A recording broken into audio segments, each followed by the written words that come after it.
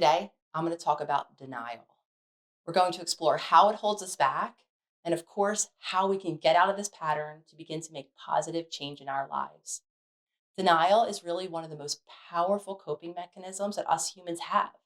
If you think about it, denial serves a purpose because it helps us avoid our pain. If we don't acknowledge our pain, then we don't actually have to feel our pain. The downside, of course, is that denial ends up holding us back from actually facing our issues so that we can fully heal.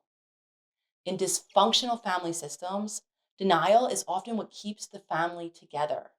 There's this tiptoeing around issues or a feeling of secrecy because no one really wants to talk about what's actually happening.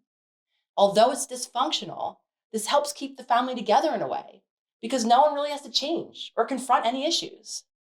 So, here are some signs that you or your family might be coping with denial. The first sign: issues or problems are not openly discussed.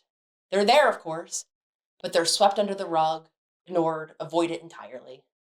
Another sign: you regularly heard and may even now say yourself things like, it could be worse, while shrugging off your very real upset. Another sign is extreme defensiveness or even shutting down when issues or problems are actually addressed or when they're brought to you. Another sign is avoidance or suppression, ignoring most, if not all, of our emotions. Sometimes in families, one emotion is okay, like sadness, like anxiety, while all of the other emotions are swept under the rug. Though in other families, all emotions are suppressed or avoided at all cost. And the final sign is enabling dysfunctional habits like substance use, gambling, or other destructive spending habits, or other irresponsible behaviors. When we are enabling someone else's dysfunctional habits or even our own, is a sign that there may be denial happening. So, if you are resonating with these signs, I'm now going to give you some prompts that you can ask yourself so that you can begin your journey of breaking this habit. You might want to grab a notebook and a pen and a pencil. Write these questions down so you can take some time to sit with yourself, to think about, and to journal your own answers to these questions.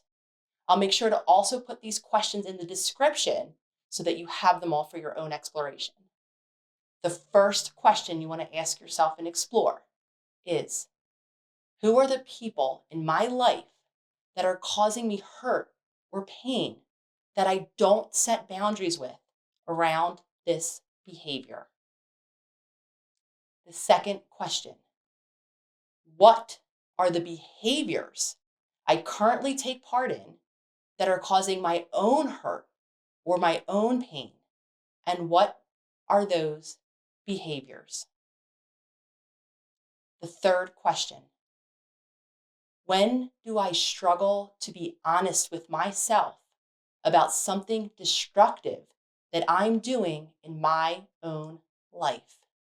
And what destructive things am I doing? The fourth question: what are the painful experiences or situations that I refuse to think about or to talk about? And why? The fifth question: how am I spending my downtime most of the time?